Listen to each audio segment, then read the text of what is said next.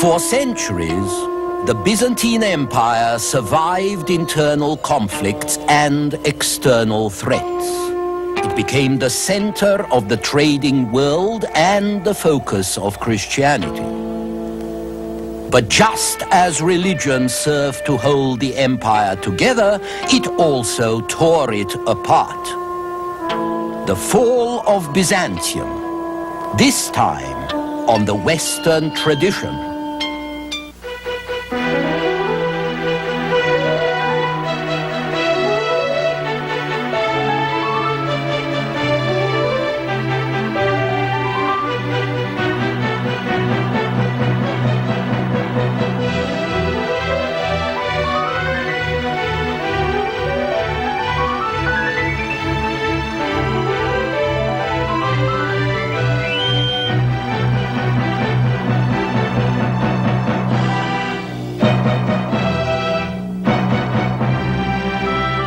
And now UCLA professor Eugen Weber's continuing journey through the history of Western civilization. Last time we ended with a statement that the Greek Orthodox Church was critical to the unity, even to the survival, of the Byzantine Empire. In the United States, with our constitutional separation of church and state, it's sometimes hard to understand just how powerful a political force religious institutions can be. But in the Byzantine Empire, the church was one with the state, and it prospered when the empire prospered. Now that made it very different from the Latin church, which never quite identified itself with the Roman state. At first, of course, it was persecuted. But even when it became the state religion, it tried to stay autonomous. When the Eastern Church sent out missionaries like these, however, they were also ambassadors of the Byzantine state. And the pagan rulers they converted became political allies of the empire as well, or at least it was hoped they would so become. The best example of this religious diplomacy occurred in the 9th century when two missionaries, Cyril and Methodius, later canonized, produced a script and liturgy that would be adopted by the Bulgarians and by the Slavs of the Balkans. In the 10th century, the Slavs of Russia adopted them too, and that is why today the script of the Russians is Cyrillic, or if you like, Cyrillic. The other side of the coin, however, was that religious dissent in the Byzantine Empire easily turned into political division and vice versa. The political stability of the empire, even its unity, were affected by theological disputes. One sometimes feels that theological disputation was the Byzantines' favorite sport, more so even than chariot racing. But some of these disputes were going to have dire long-term results. One of them was a long-standing difference between the Orthodox view that Christ had two natures, human and divine, and the rival belief which held that Christ had no humanity, only one nature which was totally divine. The people who believed in one nature were called monophysites, literally one-naturists. Monophysites were particularly numerous in Egypt and Syria, where their different vision of Christ came in very useful to affirm political differences against the central government in Constantinople. And so the dispute went on for a couple of centuries, and it became particularly bitter in the 7th century, just when unity was needed most, as a new and explosive force burst onto the world stage. In the Arabian Peninsula, a prophet had arisen. His name was Muhammad, and in just a few years, he united the fierce, warlike Arab tribes into a confederation dedicated to the spread of a new religious message, the message of Islam. Muhammad's revelation was that there was only one God, Allah, and Muhammad was his prophet. There had been other prophets, Moses, Jesus, but Muhammad said he was the last and the only one to reveal the whole truth of what God was about.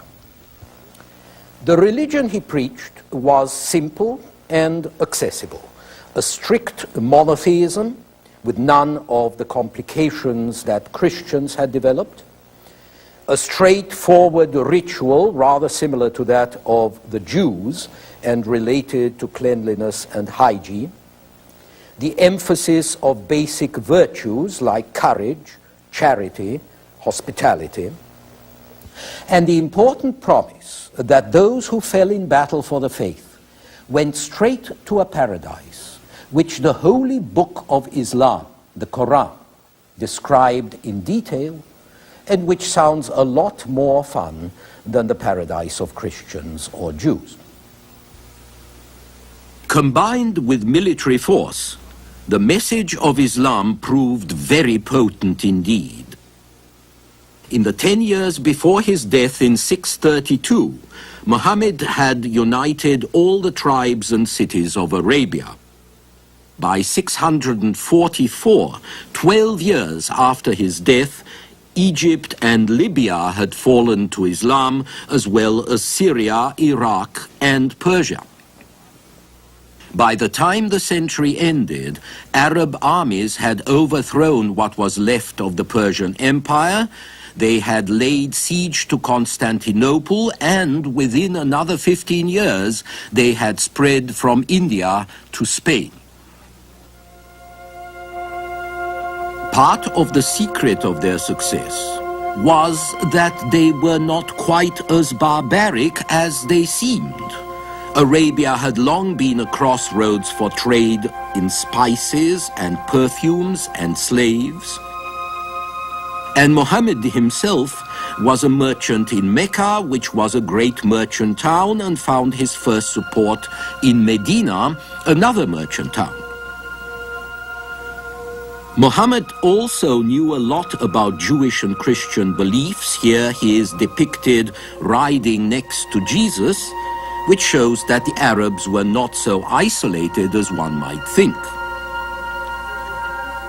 Another part of Arab success was that they were Semites, speaking a Semitic tongue close to the Aramaic spoken by common people from Iraq to Palestine. Perhaps the most crucial factor was their relative religious tolerance.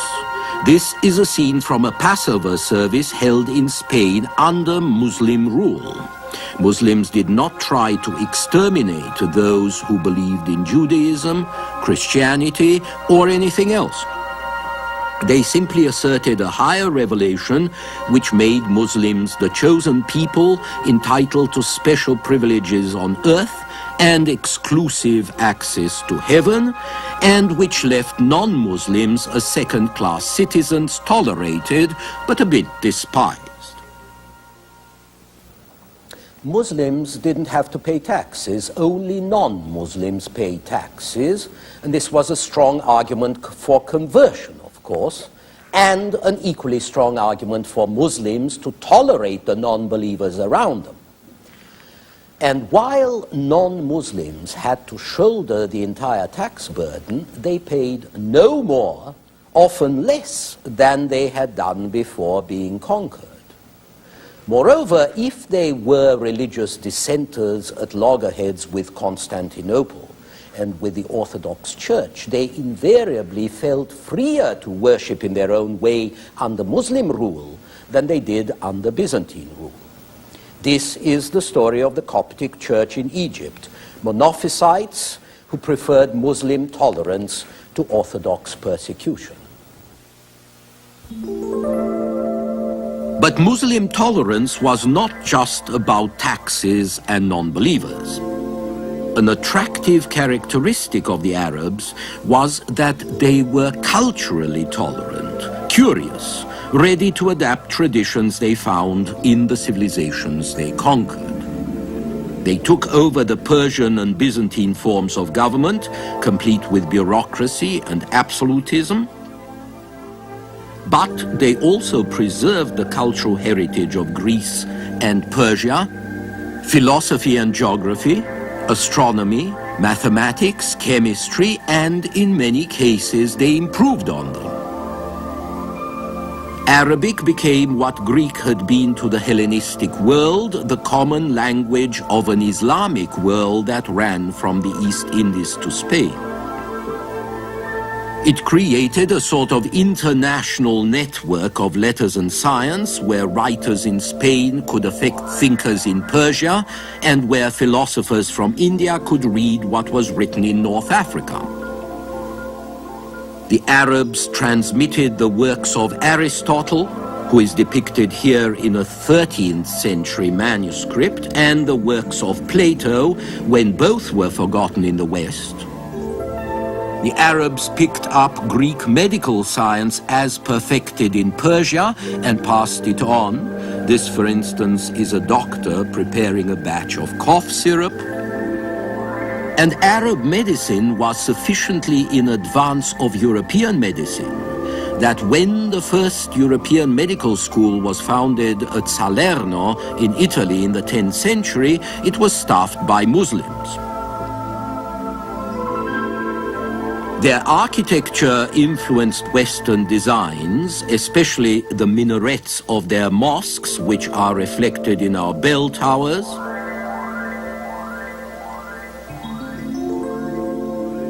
They borrowed from the Hindus what we now call Arabic numerals.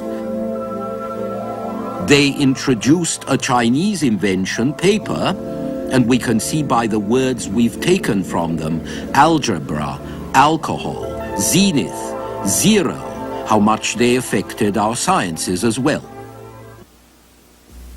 Militarily, Islam was checked in the 8th century. In 718, the Arabs were stopped in the east after a year-long siege of Constantinople. And in 733, they were driven out of Gaul by the Franks. But the influence of their civilization was going to affect backward Europe for centuries to come. Another instance of religious conflict with long-range effects was a long and bitter struggle dividing Christians between those who worshipped icons, that is, images like these of Abraham or David, and those who wanted to ban icons and were known as iconoclasts, literally breakers of images. In this Byzantine manuscript, a group of bishops expresses strong disapproval of an image of Christ. Now, icons depicting Christ, the Virgin Mary, and a variety of saints had become tremendously popular objects of worship related to healing, protection, and all kinds of miracles. Here again, a profound cultural difference divided East and West. It was the eastern provinces, closer to Jewish and Muslim traditions, which bred the greatest opposition to the worship of icons. The West, meanwhile, regarded Eastern iconoclasm as sacrilege and heresy. This issue divided the empire for over 100 years, between 726, when one Byzantine emperor, Leo III, ordered all icons destroyed, and 843, when the icons were finally reinstated for good. It also quite literally helped to divide Christendom between Rome and Constantinople, because the Patriarch of Constantinople stood for iconoclasm, while the Pope of Rome stood against it. This meant that after the 8th century, the Roman popes no longer looked for support from Constantinople against the barbarians. Instead, they turned to barbarians for support in the religious struggles against Constantinople. Actually, the formal break in Christendom was going to come in 1054, when Pope Leo IX in Rome and Patriarch Michael Cerularius in Constantinople excommunicated each other. That was when the political division that had been growing between East and West for centuries was confirmed by a religious division which persists today. Officially, the break came because when Romans and Byzantines stopped disagreeing about icons, they disagreed about whether priests should marry or wear beards, and whether the bread in the sacrament should be leavened or not, and whether the creed, the official statement of the most essential articles of faith, whether the creed should have the Holy Spirit proceed from the Father and the Son, or from the Father through the Son. Behind the doctrinal differences, however, lay the immemorial contempt of the Latin for the Greek, and the disdain of the legitimate empire in Constantinople for the upstart empire in the West, which was now run by barbarians.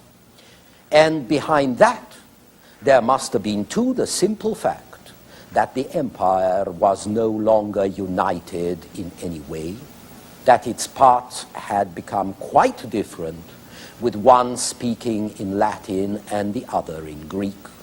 So the Mediterranean world, which had once been knit together by a bilingual culture, was now split into two halves, which could no longer understand each other.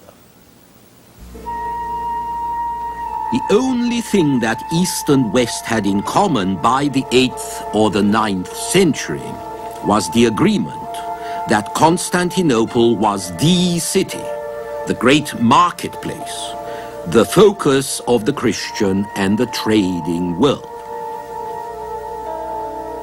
Constantinople had paved streets that ran for miles. It was lined by arcades full of countless shops with running water in every quarter, with a hippodrome greater than the Colosseum, and 4 gilded horses above the emperor's box, which were later stolen by the Venetians to adorn the facade of their basilica. And above everything, the wonder of Santa Sofia, the great cathedral which had been rebuilt by the Emperor Justinian in the 6th century after the previous church had been burnt down in a riot. The harbor was crowded, the bazaars were full of people and goods from all over the world. As one visitor explained in 1161, great stir and bustle prevails in Constantinople in consequence of the conflux of many merchants who resort there both by land and sea from all parts of the world, from Babylon and Mesopotamia, from Media and Persia, from Egypt and Palestine, from Russia and Hungary, and from the West. You can get a vague idea of what it was like by looking at the site today, or by looking at architecture which imitates the Byzantine style from the domes of churches in Moscow to this one in Périgueux in France, and by looking at Venice, where St. Mark's is the 11th century copy of a 6th century Byzantine church, and where many of the palaces are touched by the Byzantine style. But in the 9th and 10th centuries, when Constantinople was the wonder of Christendom, the West was backward.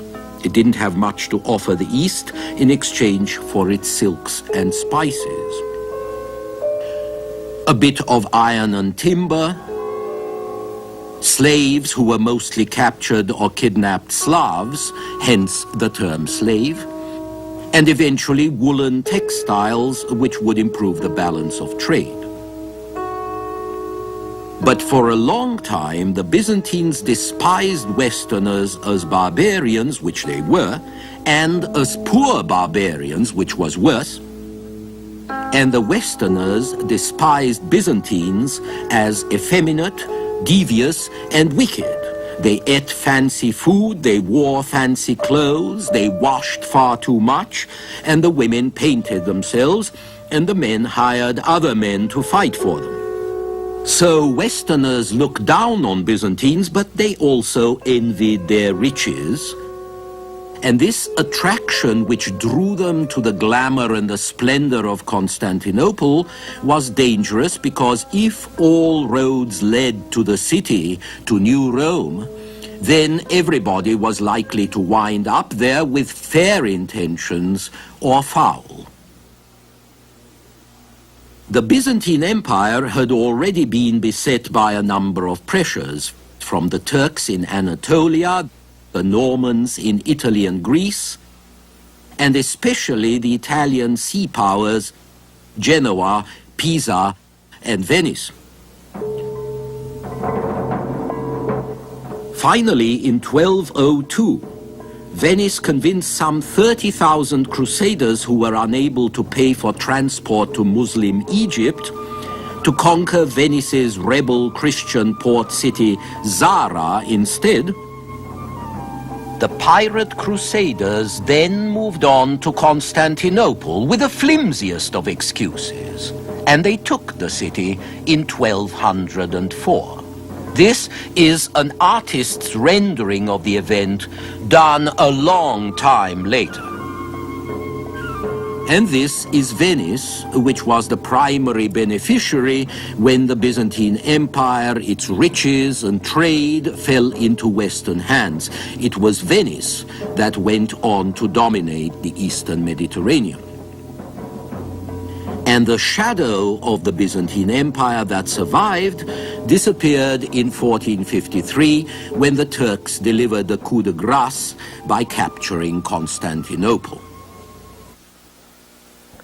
You can imagine then how difficult it was for the people of Constantinople to live in a pot of honey when the land was full of wasps. Towards the end of the empire, the life of the average East Roman was a life of care. They were afraid of the ruthless tax collector, of the arbitrary tyranny of the imperial governor, of the devouring land hunger of the powerful, of the recurrent menace of barbarian invasion. It's to the credit of the Byzantine world, to the credit of the tradition of Christian charity and social justice, which it often incorporated, that it realized this burden of fear and perennial danger and tried to lighten it by building hospitals for the sick, for lepers, for the disabled, by building hostels for pilgrims like these and strangers and old people, by building maternity homes for women and refuges for abandoned children and the poor, well-endowed institutions with elaborate charters telling just how they were to be administered. The Byzantines listened to the texts they heard in church, one of which inspired the future St. Anthony to become a hermit. If you would be perfect, go sell all you have and give to the poor, and come follow me. Many people followed this advice, and they did it the more readily since in the insecurity of their time, material goods could come and go very quickly anyway. Life was insecure and dangerous, and religious vocations, as well as outbreaks of violence and cruelty, were the natural consequence. The world of our own time ought to make it easier for us to understand the passions of the Byzantine world, the problems it faced, the fears under which it labored, and the simple feat of endurance it performed. Because finally, that's what remains, the historic function of Constantinople as the outpost of Europe against the invading hordes of Asia. Under the shelter of that defense of its eastern gateway, Western Europe could refashion its own life. And it's hardly an exaggeration to say that the civilization of Western Europe is a byproduct of the will of the Byzantine Empire to survive. Next time, the Dark Ages. Until then.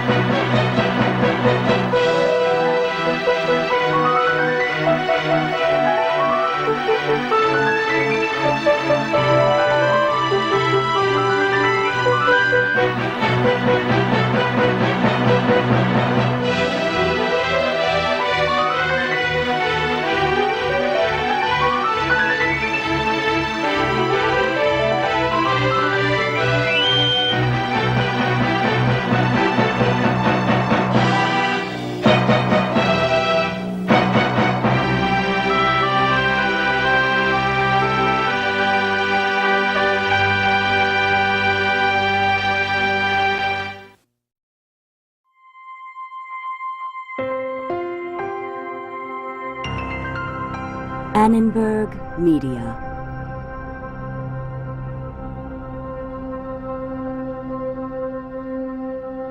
For information about this and other Annenberg Media programs, call 1-800-LEARNER and visit us at www.learner.org.